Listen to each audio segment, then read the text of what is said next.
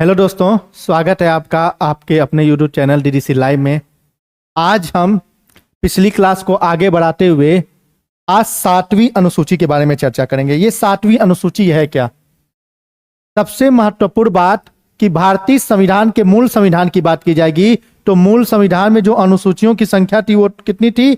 8। मगर वर्तमान समय में जो अनुसूचियों की संख्या हो गई है वो हो चुकी है 12।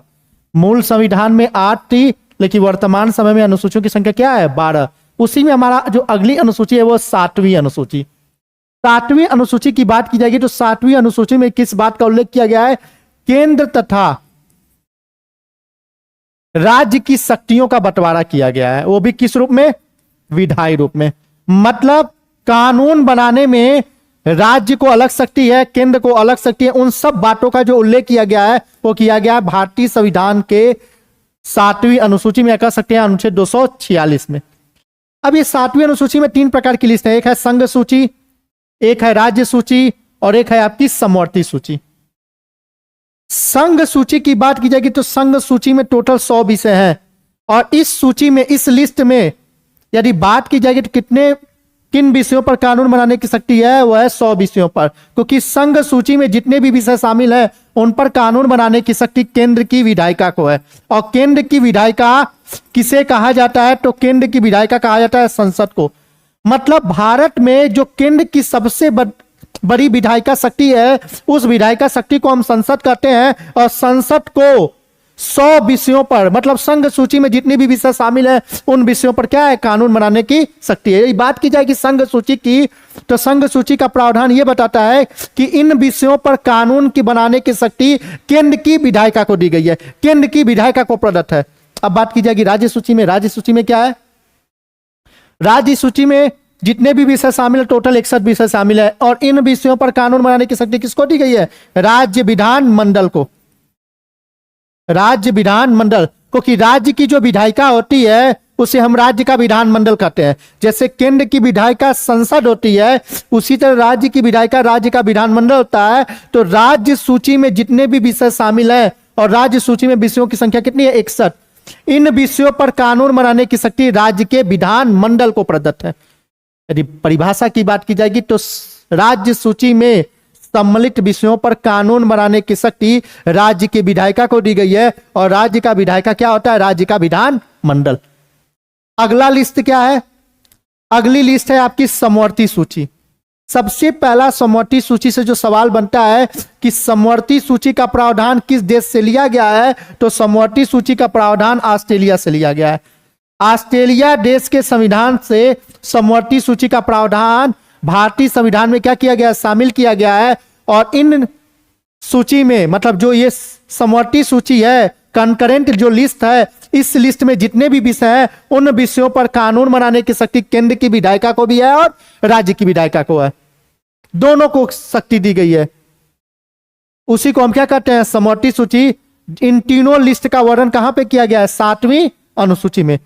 अगला जो कॉन्सेप्ट है भारतीय संविधान में है वह 8वीं अनुसूची। बहुत ही महत्वपूर्ण अनुसूची है और मूल संविधान की सबसे अंतिम अनुसूची थी, क्योंकि बाबा साहब भीमराव अंबेडकर के द्वारा जो संविधान का निर्माण किया गया था, जो 26 जनवरी 1950 को पूरे भारत में लागू हुआ, उस संविधान में टोटल जो अनुसूचियों की संख्या थी वो 8 थी।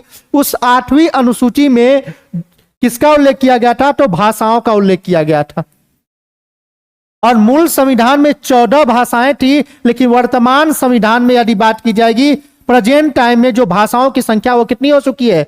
22 हो चुकी है, क्योंकि 8वीं अनुसूची में 3 बार संशोधन करके 8 भाषाओं को क्या किया गया है? शामिल किया गया है। यदि बात की जाएगी कि भाषाओं का उल्लेख भारतीय संविधान की किस अनुसूची में बताया गया है दोस्तों, तो भारतीय संविधान की 8वीं अनुसूची में भाषाओं का उल्लेख है, जिसमें मूल संविधान में 14 भाषाएं थी, लेकिन वर्तमान समय में कितनी भाषाएं हैं? 22 भाषाएं हैं। और साथ ही साथ जो सबसे महत्वपूर्ण बात कि 8वीं अनुसूची में कितनी बार संशोधन किया गया है? तो 8वीं अनुसूची में 3 बार संशोधन किया गया है।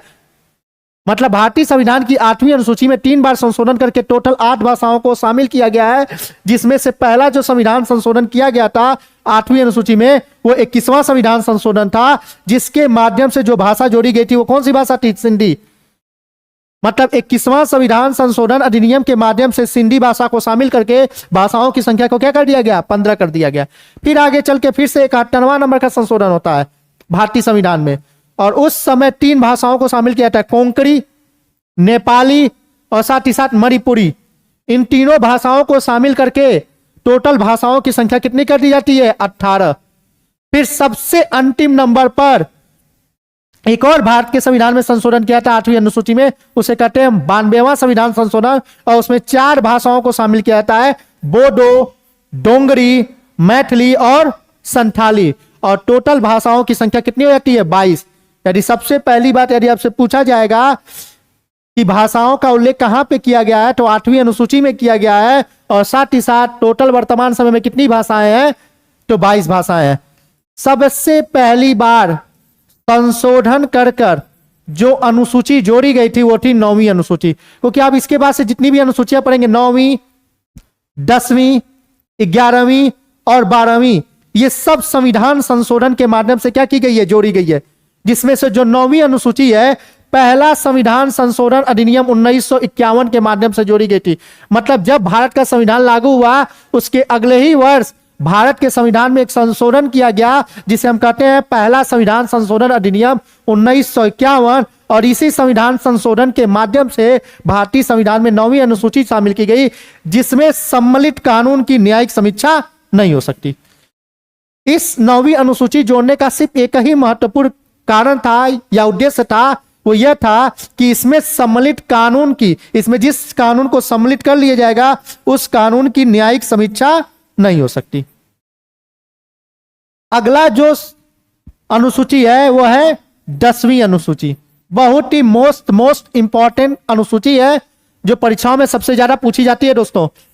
अब बात की जाती है 10वीं अनुसूची की। 10वीं अनुसूची में किस बात का उल्लेख किया गया है, तो 10वीं अनुसूची में दल बदल कानून का उल्लेख किया गया है। अब ये दल बदल कानून क्या होता है, तो सबसे पहली बात की 10वीं अनुसूची जो है ये किस संविधान संशोधन द्वारा जोड़ी गई है, तो 52वां संविधान संशोधन अधिनियम 1985 के माध्यम से भारतीय संविधान में एक नया अनुसूची शामिल किया गया। उसी को हम क्या कहते हैं, 10वीं अनुसूची। और इस अनुसूची में किस बात का उल्लेख किया गया है, तो दल बदल कानून उल्लेख किया गया है, दल बदल कानून का उल्लेख किया गया है, जिसमें 3 महत्वपूर्ण बातें बताई गई थी। पहली जो सबसे महत्वपूर्ण बात यह है कि कोई भी एक व्यक्ति जो किसी भी एक राजनीतिक दल से चुनाव जीतकर किसी भी सदन में पहुंचा है, वो अपने कार्यकाल के द्वारा किसी अन्य पार्टी में शामिल हो जाता है, तो उसकी सदस्यता क्या हो जाएगी, समाप्त हो जाएगी। दूसरा प्रावधान यह लिखा हुआ है कि कोई भी व्यक्ति बिना किसी दल के समर्थन के निर्दलीय व्यक्ति किसी भी सदन में, विधानसभा, लोकसभा, राज्यसभा, किसी भी जगह पहुंचता है और अपने कार्यकाल के द्वारा अपने किसी भी अन्य पार्टी को शामिल कर लेता है, तो उसकी सदस्यता क्या हो जाएगी, समाप्त हो जाएगी। इन्हीं सब बातों का उल्लेख कहां पे किया गया है, भारतीय संविधान की अनुसूची 10 में, जिसमें कहा गया है दल बदल कानून। दल बदल कानून एक बहुत ही महत्वपूर्ण कॉन्सेप्ट है, जिसका उल्लेख कहां पे किया गया है, 10वीं अनुसूची में। और 10वीं अनुसूची में एक बार संशोधन किया गया है, उसी को कहते हैं 91वां संविधान संशोधन। इसके माध्यम से 10वीं अनुसूची में शामिल किया गया है कि जब कोई भी किसी भी राजनीतिक दल का 2/3 सदस्य जो निर्वाचित होकर किसी सदन पहुंचे हैं, वो किसी भी अन्य पार्टी में शामिल हो जाएंगे, तो ये मान लिया जाएगा ये पार्टी का क्या हो चुका है, विलय हो चुका है, उनको अयोग्य ठहराया नहीं जाएगा। यह था आपका 10वीं अनुसूची। अब आते हैं 11वीं अनुसूची। 11वीं अनुसूची आपका पंचायती राज व्यवस्था से संबंधित है,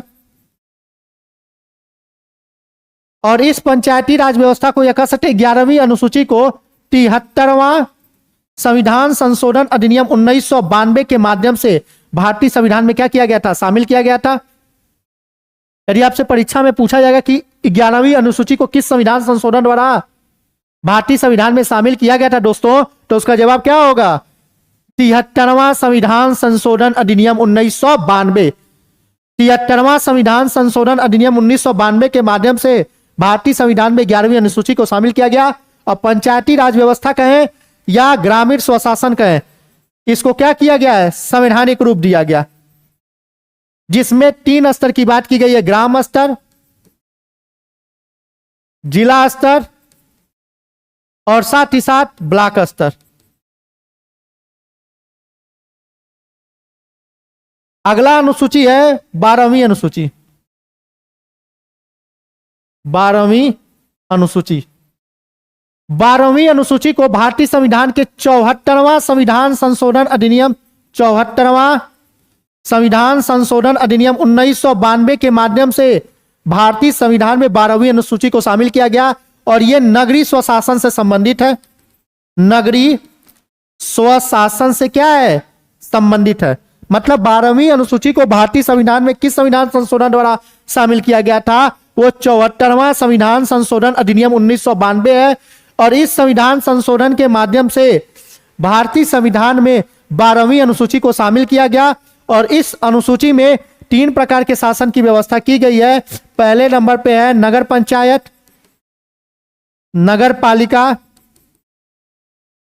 और नगर निगम।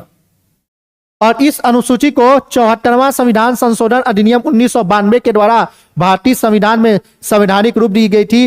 इसको संवैधानिक संस्था बना दिया गया था। आज हम लोगों ने भारतीय संविधान की 12 अनुसूचियों को समझने की कोशिश की, जो भारतीय संविधान का एक बहुत ही महत्वपूर्ण कॉन्सेप्ट है, बहुत ही महत्वपूर्ण अवधारणा है। फिर मिलते हैं हम एक नए टॉपिक के साथ। जय हिंद, जय भारत।